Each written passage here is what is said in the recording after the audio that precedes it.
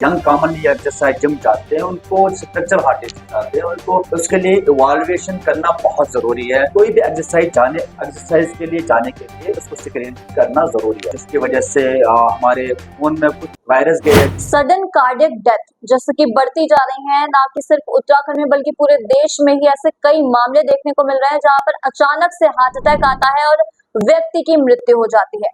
दरअसल ये जो आंकड़ा है ये बढ़ता जा रहा है और युवाओं में ज्यादा बढ़ रहा है, तो उसी के लिए आज हम चर्चा करेंगे। आज हमारे साथ मौजूद है हृदय रोग विशेषज्ञ डॉक्टर अशफाक हुसैन जी, जिनसे हम बात करेंगे और इसके बारे में पूरी जानकारी लेंगे कि आखिर इसके क्या प्रिकॉशंस हो सकते हैं और किस तरह से इससे बचा जा सकता है। नमस्कार सर, सुरागेला न्यूज चैनल में आपका स्वागत है। गुड मॉर्निंग, नमस्कार। आपने एक अच्छा टॉपिक छेड़ा आज, सडन कार्डियक डेथ। पहले हम समझे कि सडन कार्डियक डेथ क्या होता है। जब सिम्टम आने के विद इन 1 आवर पेशेंट की मृत्यु हो जाए उसको हम सडन कार्डियक डेथ। सिम्टम क्या होना चाहिए?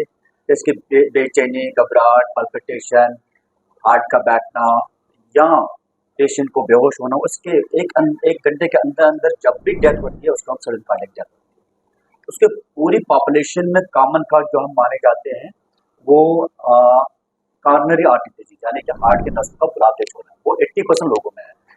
और रेस्ट जो नॉन इस्कीमिक काजेज होते हैं, जिसमें हम हाइपरट्रॉफिक कार्डियोमायोपैथी कहते हैं, कुछ टनलोपैथीज होती है, कुछ स्ट्रक्चरल अंदर वैल्यू की डिजीज होती है, वो तकरीबन 20% के आसपास लोगों के हो सकते हैं। लेकिन यंग पॉपुलेशन में उनमें तकरीबन 36% में तकरीबन हाइपरट्रॉफिक कार्डियोमायोपैथी और अदर और 10 to 17% चैनलोपैथीज और other other structural heart disease होते हैं। सर बात करें तो बात हुई कि किस तरह से ये जो सडन कार्डियक डेथ है ये होती है, वहीं अगर किसी को हमें लग रहा है कि इस तरीके के सिम्टम्स आ रहे हैं जैसे कि आपने बताया, तो उस समय पर किस तरह से रिएक्ट करना चाहिए? जी, पहले ये जरूरी है, जैसे कि हम आजकल जिम जाते हैं या कोई भी एक्सरसाइज करते हैं, मेरे हिसाब से पेशेंट जो यंग कॉमनली एक्सरसाइज जिम जाते हैं उनको स्ट्रक्चरल हार्ट डिजीज जाते हैं, उनको उसके लिए इवॉल्वेशन करना बहुत ज़रूरी है टू प्रिवेंट इट। इवॉल्वेशन क्या होती है? हम इसमें क्या करते हैं, इको करते हैं, तो वो जो हमें स्ट्रक्चरल हार्ट डिजीज देखते हैं, अंदर वही हाइपरट्रॉफिक मांसपेशी तो नहीं मोटी हुई है, कोई वाल में कोई दिक्कत तो नहीं है, या ईसीजी करते हैं उसमें भी चेंजेस देखते हैं। इसके बाद हम टीएमटी करते हैं और कुछ रिस्क फैक्टर प्रोफाइल करते हैं, जैसे कि लिपिड प्रोफाइल करते हैं हम। ये ज़रूरी है देखना बिफोर गोइंग टू एक्सरसाइज, ताकि ड्यूरिंग एक्सरसाइज इसके जब हार्ट पर स्ट्रेस पड़ता है तो वो बर्दाश्त नहीं कर पा रहा है, ब्लड सप्लाई बंद होकर वो सडन कार्डियक डेथ होती है। तो इसके लिए ये ज़रूरी है कि ये टेस्ट प्री स्क्रीनिंग जरूरी है। तो सर बात करें जैसे कि जो जिम करने वाले लोग होते हैं, क्या उनको समय समय पर इस तरह की टेस्टिंग कराते रहना चाहिए? समय समय पर नहीं, actually before going to any exercise I think everyone should go for the screen. हर किसी को स्क्रीनिंग के लिए जाना पड़ेगा। क्योंकि जैसे कि उसके बाद अगर किसी को लग रहा है कि सिम्टम्स है तो उसके बाद उसको दूसरे टेस्ट करने पड़ेंगे। पहले कोई भी एक्सरसाइज के लिए जाने के लिए उसको स्क्रीन करना जरूरी है। जैसे कि इसमें मैंने आपको बोले रिस्क फैक्टर्स, इसमें लिपिड प्रोफाइल देखना है हमें, इसमें ब्लड शुगर देखना है हमें, इसमें इको करना है हमें, जिसमें स्ट्रक्चर ईसीजी करना है हमें, टीएमटी करना है।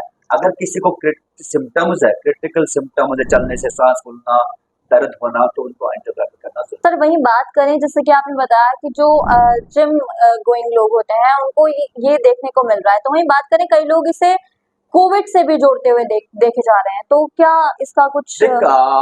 एक्चुअली अभी फुल फ्लेजेड गाइडलाइंस तो नहीं है, लेकिन कुछ स्टडीज आई है जो उसको बोल रहे हैं कि जिससे थ्रोम्बोटिक, जिसकी वजह से हमारे खून में कुछ वायरस गए हैं, जिसकी वजह से हमें मतलब क्लॉटिंग ज़्यादा, इसके बाद हार्ट अटैक ज़्यादा आ गए, जिसकी वजह से हम कोरिलेट ऐसे कर रहे हैं।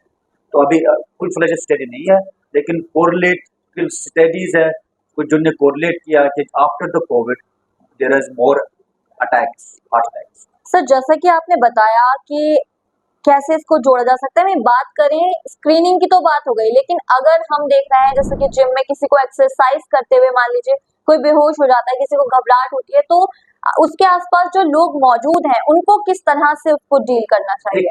अगर पेशेंट ऐसा हो, पेशेंट को जून में उनको पहले लिटाना है और चेक करना, उसकी पल्स को करना चेक। अगर वो नहीं है देन स्टार्ट द सीपीआर। अगर है अगर पहले उसको टैप करना, पेशेंट है रिस्पॉन्ड कर रहा है नहीं कर रहा, फिर उसको ऐसे प्रेस करके मतलब उसको रिवाइव करना।